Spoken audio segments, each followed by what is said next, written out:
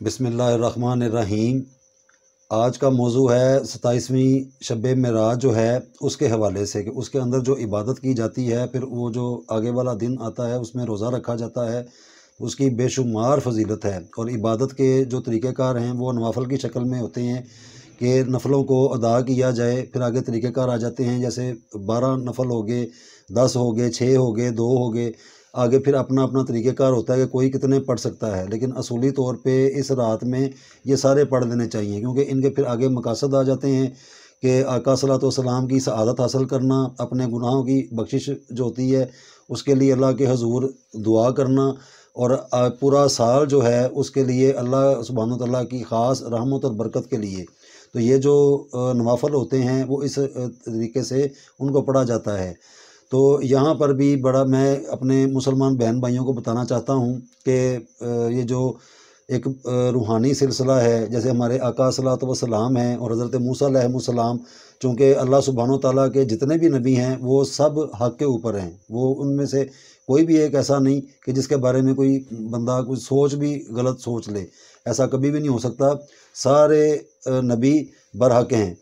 तो हज़रत मूसा अलैहिस्सलाम के हवाले से कुरान पाक में ये आता है कि दुनिया में कोहे तूर मौजूद है, यानी कि इस दुनिया में कोहे तूर है। तो उस कोहे तूर पे जब हज़रत मूसा अलैहिस्सलाम अल्लाह सुब्हानहू तआला की आवाज़ उनके कानों में आया करती थी, तो अल्लाह सुब्हानहू तआला ने फरमाया कि जब आप कोहे तूर पर आते हैं तो अपनी नलैन को उतार दिया करें, यानी कि बहुत पीछे उतार दिया करें। तो हज़रत मूसा अलैहिस्सलाम नंगे पाँव कोहे तूर पर जाया करते थे, यानी कि दुनियादारी में दुनिया के अंदर एक कोहे तूर एक मतलब मुतबरक पहाड़ी है, पहाड़ है। तो वहाँ पर जाने के लिए जो अल्लाह के नबी हैं उनको फरमाया गया कि आप अपनी नलैन को उतार दिया करें, तो वो नंगे पाँव जाया करते थे। लेकिन जब आका सल्लल्लाहु अलैहि वसल्लम अर्श मौला पर जा रहे हैं अपना सफ़र करने की, जब सफ़र किया तो जब आप ऊपर चले बहुत ऊपर तक चले गए, तो वहाँ पे हज़रत जिब्राईल अलैहिस्सलाम ने जब एक हद मुकर्रर कर दी कि मैं इससे आगे नहीं जा सकता। तो यहाँ पे भी एक मसला है, यानी कि मसला तो है नहीं कहना चाहिए, यहाँ पर बहुत सारी बातें भी खुलकर सामने आईं कि हमारे आका सल्लल्लाहु अलैहि वसल्लम का मुकाम क्या है।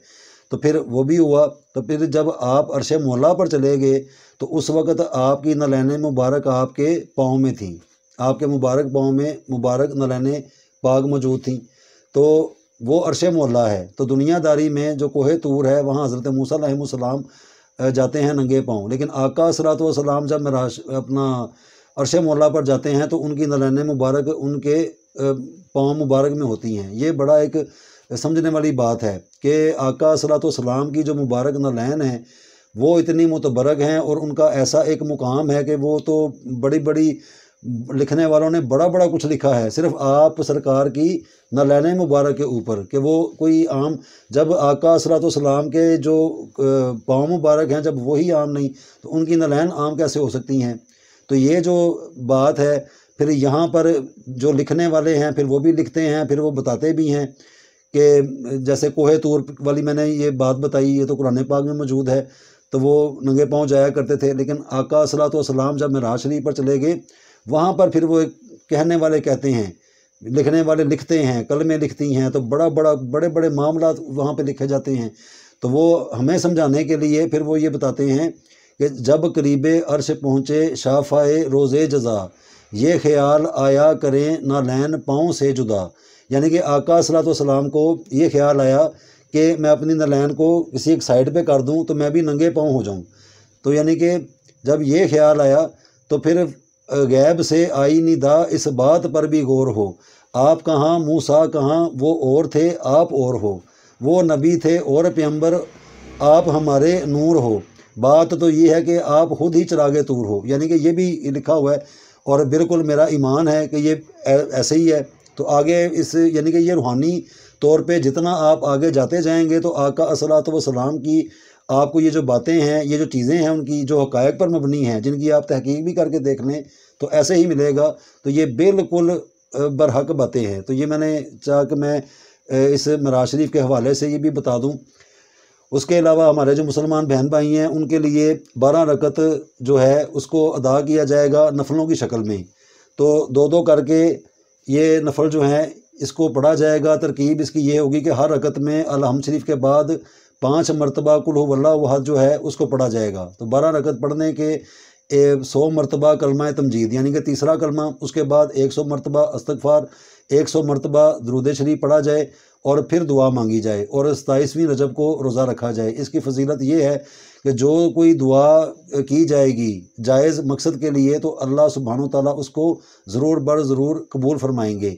تو اس کے بعد ہیں 6 نفل، یعنی کہ 6 نفل ہوں گے، تو رکعت ہے 2 کر کے۔ اس کی ترکیب جو ہے کہ ہر رکعت میں الحمد کے بعد 7 مرتبہ قل هو اللہ پڑھی جائے گی۔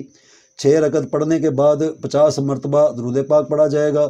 اس کی فضیلت یہ ہوگی کہ تمام دینی اور دنیاوی حاجات پوری ہوں گی اور 70,000 گناہ جو ہیں وہ معاف ہو جائیں گے۔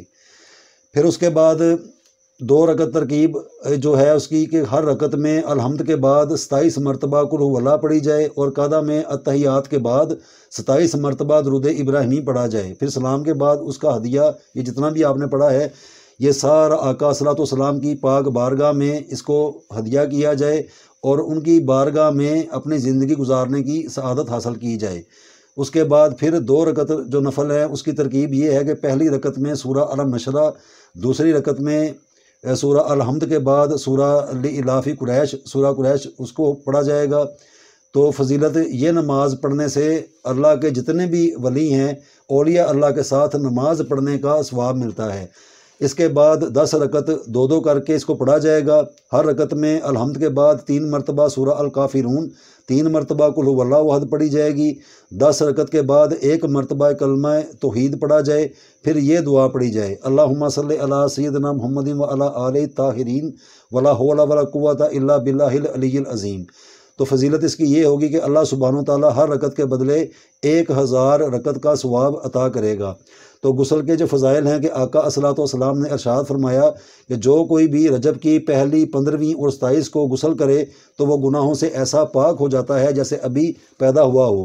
تو 27ویں جو رجب ہے اس کی جو روزے کی فضیلت ہے، تو جو کوئی بھی 27 رجب کو روزہ رکھے اس کو جنت کی ایک نہر سے پانی پلایا جائے گا جو شہد سے زیادہ میٹھا، برف سے زیادہ ٹھنڈا اور دودھ سے زیادہ سفید ہوگا، اور اللہ سبحانہ وتعالیٰ اس کو دوزخ کی آگ سے بچا لے گا اور جنت سے سرفراز کرے گا۔ یہ اس کے فضائل ہیں، یہ کمالات ہیں۔ روحانی طور پہ جو ہے اس کو کوئی بھی جو مسلمان میرا بہن بھائی ہے تو اس خاص دن میں اس کو کیا جائے۔ یہ تو خیر جو نوافل ہیں اس کو تو ویسے ہی بھی پڑھنا چاہیے، تو اس دن کی خاص مناسبت کے ساتھ اس کو ادا کیا جائے، یہ ان کی ترتیبیں ہیں۔ تو اس کے علاوہ یہ جیسے میں نے بھی یہ دیکھ کے جیسے میں نے پڑھا ہے تو اس کو اسکرین کے اوپر بھی اینڈ پہ ویڈیو میں دکھا دیں گے تاکہ پڑھنے میں آسانی ہو جائے، تو اس کو نوٹ کر لیا جائے تو پھر اس طریقے سے اس کو ادا کیا جائے۔ آقا صلی اللہ علیہ وسلم نے فرمایا اس رات یعنی رجب کی 27ویں رات عمل کرنے والوں کے لیے 100 سال کی نیکیوں کا ثواب ہے۔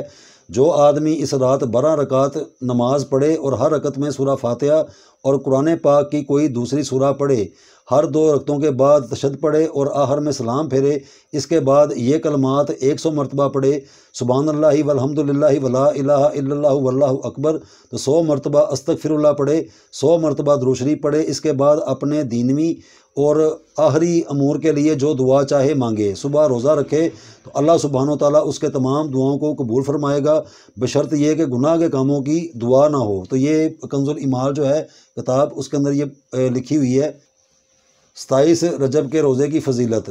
تو حدیث مبارکہ میں وارد ہے کہ چنانچہ امام بہقی سیدنا سلیمان فارسی رضی اللہ تعالیٰ عنہ سے روایت کرتے ہیں کہ رجب میں ایک رات اور دن ہے، جو اس دن روزہ رکھے اور وہ رات نوافل میں گزارے 100 برس کے روزوں اور 100 برس کی شب بیداری کے برابر ہو، اور وہ 27 رجب ہے۔ یہ تفسیر در منصور میں موجود ہے۔